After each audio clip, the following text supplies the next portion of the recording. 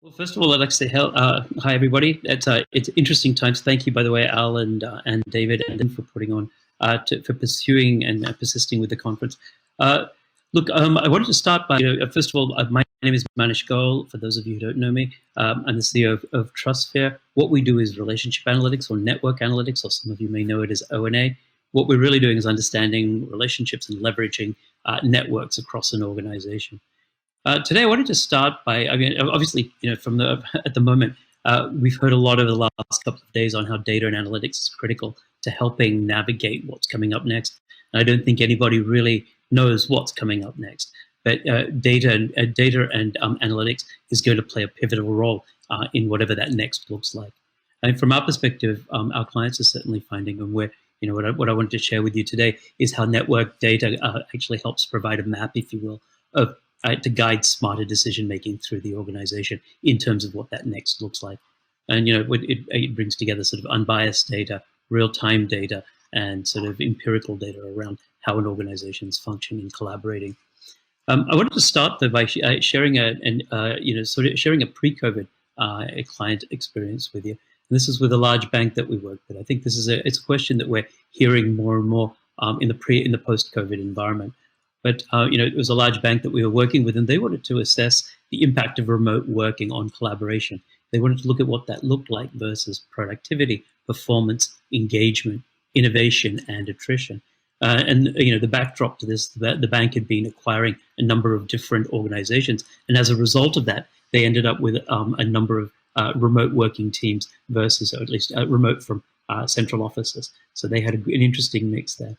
What they did is what we did with them was we used network analytics really to assess and understand how the different teams were collaborating and what that meant as what the impact was from a relationship perspective on remote versus office-based teams. And we then correlated that against performance and productivity, etc. And just to share with you some of the high-level findings, what we found was that the teams actually there was no one set rule, but what we found was teams that were market facing here, they tended to build stronger relationships when they were office based. The blue here is office based, the orange are virtual. Whilst the support teams, so global technology teams, they interestingly enough built relationship networks in the opposite way. So they built relationship networks, stronger networks, and had stronger levels of productivity when they were remote versus in the office, particularly for internal. Different from an external perspective. Their external relationships, those that were in the office, tended to build larger relationship networks, with the external community. What does it mean? It's interesting. From those findings, what we found was really there's no simple binary solutions. We found that different teams collaborate very differently. It depends very much on job families and the job roles. It's very much based on whether the teams are remote or predominantly remote, whether they're office-based or whether they're hybrid. We found that there were differences between customer-facing versus support functions. The culture and the support structures which supported the different cultures also had an impact, as did the physical office space for those where they were in the office.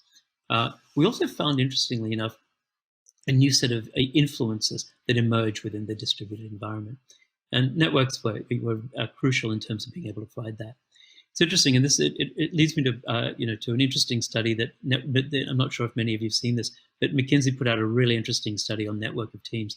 And as organizations are increasingly needing to build resilience, the network of teams becomes a critical way in which organizational resilience can actually manifest.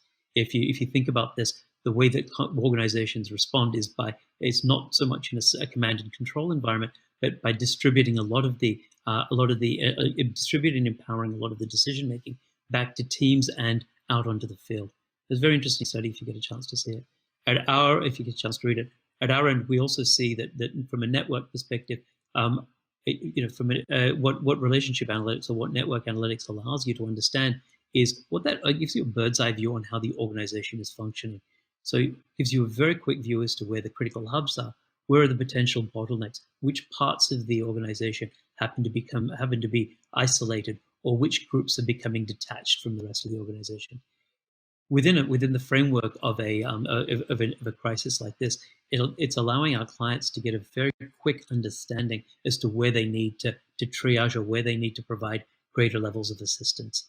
That allows them to, rather than apply guesswork, the maps allow them to very quickly understand where they want to put attention and how they build levels of resilience moving forward.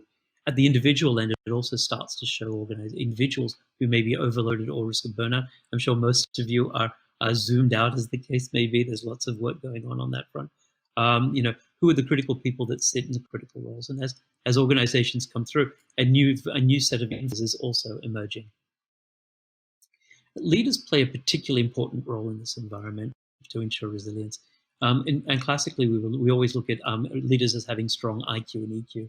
What we firmly believe is that there's a third component, which is what we term their RQ, their relationship quotient. It's their connectivity. It's not just about not just about the empathy and the intelligence that a leader has, but also about their connectivity. It's about their influence. It's about their ability to impact and the diversity of that network. And what we're increasingly finding is being able to understand and measure that IQ and help leaders develop that IQ becomes a critical way in which they can respond to the crisis. And just a little bit on what network analytics does and what TrustSphere's view of network analytics does. What we're doing is we're analyzing communication flows ethically. We're not touching content. We're never looking at subject lines, just the log data. And what we're understanding effectively is building out, if you will, an MRI, a real-time organizational MRI. And that shows you the networks and the pathways. It also shows you both the internal and external networks that exist for an organization. And as we move into the next phase of the crisis, I think being able to protect pipeline and protect customer engagement is going to be incredibly important. The telemetry that we have access to gives our clients that availability and that visibility over what's happening. Just at a high level, the way that the technology works, for those of you who aren't familiar with it, we're picking up communication from email and collaboration systems, putting it through our analytics environment, and then pushing it back out either into a set of analytical solutions, or we embed the insights on a real-time basis into operational systems. Many of you are going to be asking about privacy and ethics, particularly from a European context. A couple of things on that. We look at privacy and ethics beyond mere compliance. From our perspective, really, it's a matter of we never touch content. We never analyze subject lines. We're fully GDPR compliant. And for those of you who are familiar with GDPR, it's under Article 6.1F, which is the legitimate interests exception that our clients use our technology on, and we work with them specifically to help them through that legitimate interest assessment as well. What we're also doing is we advocate the ethical use of data, which is around transparency, making sure that individuals know why the data is being used and for what purpose, making sure it's a legitimate purpose, giving them access to their own data, and also providing value back to the individuals to improve their own performance or their own capability. Very, very high level, what we're doing from a network analytics perspective, where our clients are finding real value in this is, as I mentioned, around leadership and talent, around understanding organizational effectiveness, as well as really getting an understanding of network of teams. And there's a little bit more information about that, should you wish to read it, in a blog that I recently, an interview I recently did with David Green, which is on the website, on the My HR Future website. If you'd like to see it, it explains a little bit more of how we're working.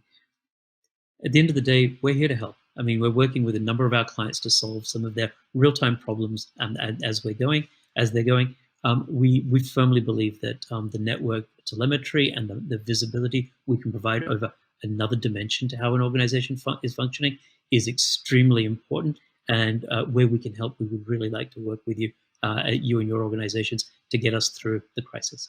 So thank you very much.